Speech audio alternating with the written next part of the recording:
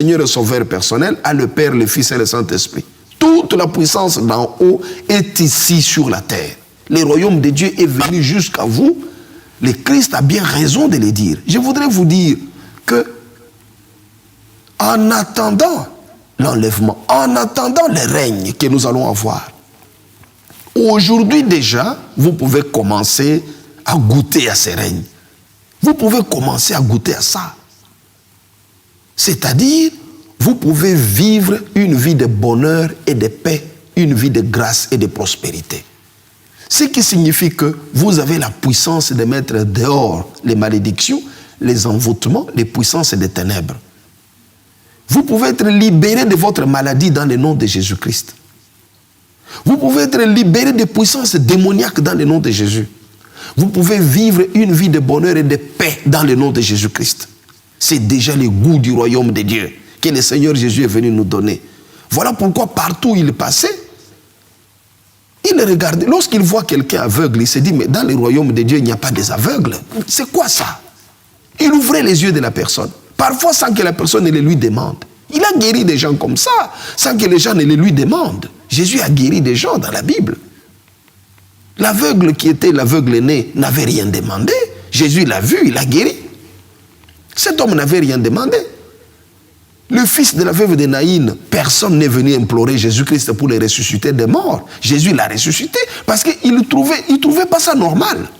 Que des gens soient malades, soient infirmes, que des gens meurent prématurément. Jésus ne trouvait pas cela normal. Il guérissait ces personnes, il les ressuscitait des morts. Il nous faisait comprendre que dans le royaume de Dieu, ce n'est pas comme ça.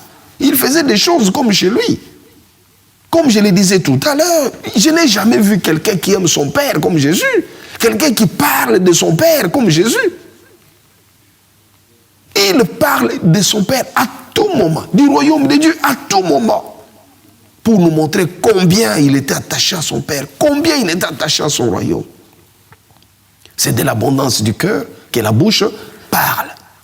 Jésus est notre vie. Jésus est notre vie. Lorsque vous cherchez Jésus, vous le trouvez. L'erreur que beaucoup de personnes commettent, c'est de chercher de bonnes églises. Vous avez cherché de bonnes églises et vous en avez trouvé que de mauvaises. Vous avez cherché des hommes de Dieu, vous n'en avez trouvé que des mauvais. Pourquoi? Parce que vous cherchez des hommes de Dieu parfaits.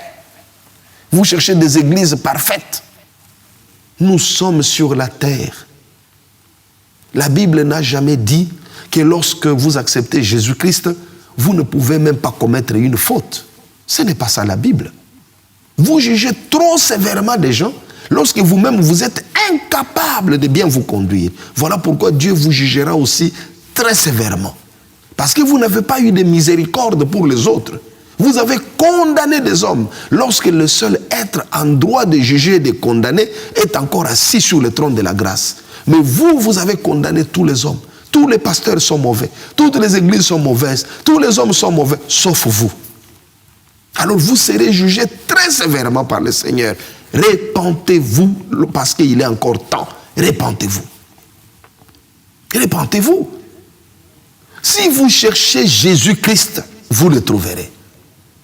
C'est Jésus qui est parfait. C'est Jésus qui ne commet pas de fautes. C'est Jésus qui n'a pas de péché. Cherchez Christ.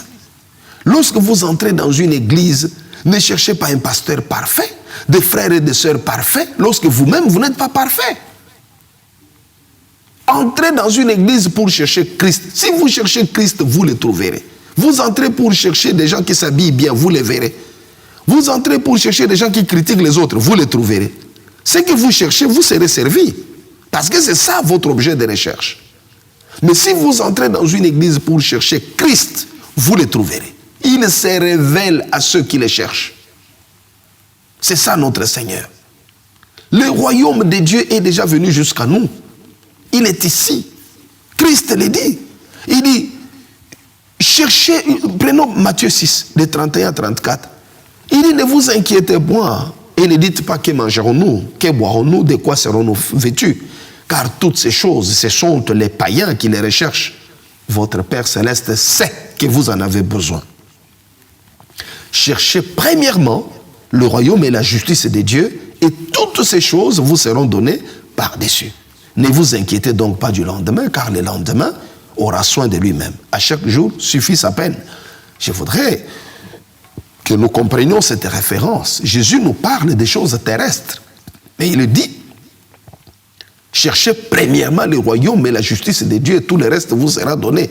Il ne nous parle pas de chercher la justice et le royaume de Dieu de la fin, c'est-à-dire du moment où il viendra pour enlever son église. Ce n'est pas de ça qu'il parle. Il nous dit de les trouver maintenant. Ce n'est pas de ce temps-là qu'il parle. Il nous dit de les trouver maintenant. C'est-à-dire, il est trouvable maintenant.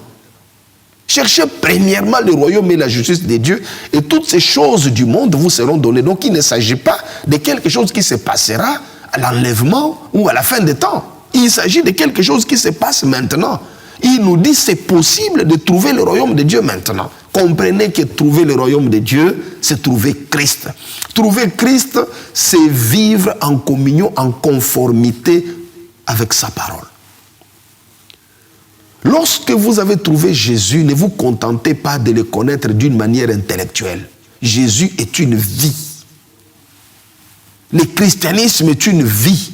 Vous devez mener une vie comme un chrétien. Vivez comme un chrétien. Et vous verrez que beaucoup de problèmes seront résolus. Même pour des couples qui ont des problèmes, je conseille toujours une chose. Menez votre vie comme des chrétiens. Plus de 90% de vos problèmes sont résolus.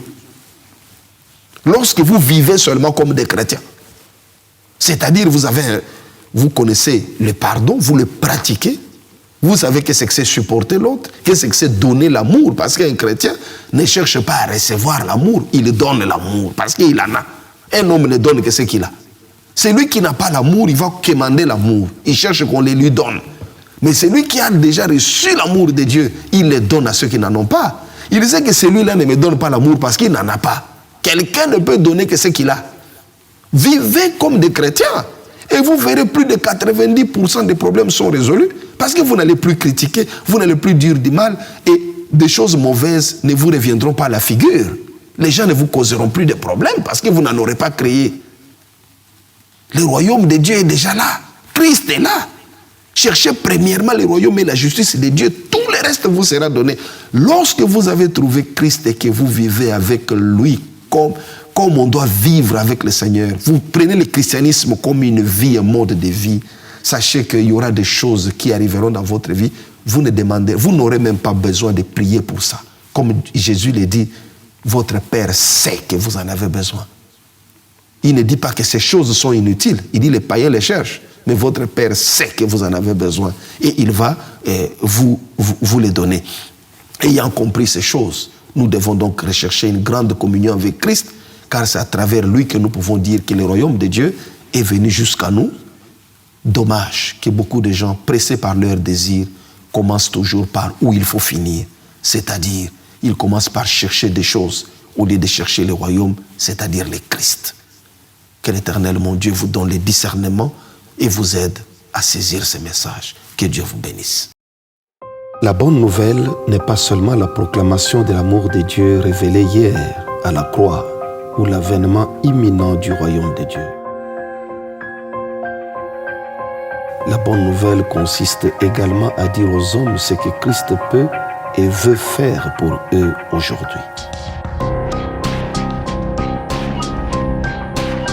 La guérison et les miracles sont les moyens que le Saint-Esprit utilise pour révéler aux hommes l'amour et la gloire du Père. Nous ne voyons pas les vents, mais nous savons qu'il existe à travers ces effets. De même, les miracles, les guérisons sont des signes de la présence du Dieu invisible parmi nous. Jésus-Christ guérit et accomplit des miracles aujourd'hui. C'est une certitude. Je vous invite à l'accepter comme votre Sauveur et Seigneur personnel et de fréquenter une assemblée chrétienne vivante.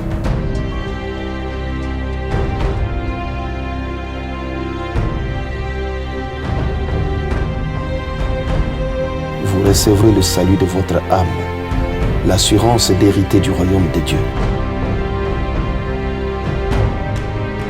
La guérison de votre corps et des bénédictions variées.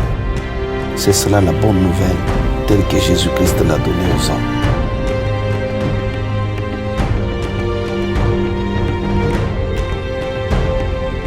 Lorsque Jésus dit « Je suis la vérité », cela signifie que tout ce qu'il a dit est vrai. Il avait dit « Vous imposerez les mains aux malades et les malades seront guéris ». Aujourd'hui encore, nous sommes témoins de l'accomplissement de cette parole. Le nom de Jésus est élevé au-dessus de tout nom, de toute puissance actuelle et des puissances qui restent à inventer.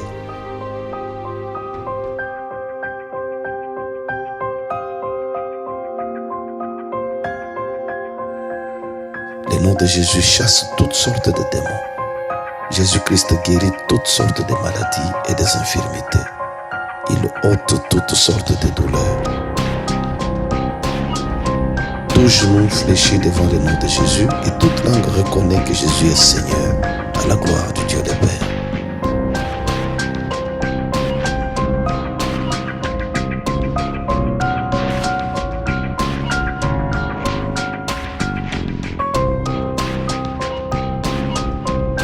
Je commande à la douleur de quitter votre corps au nom de Jésus.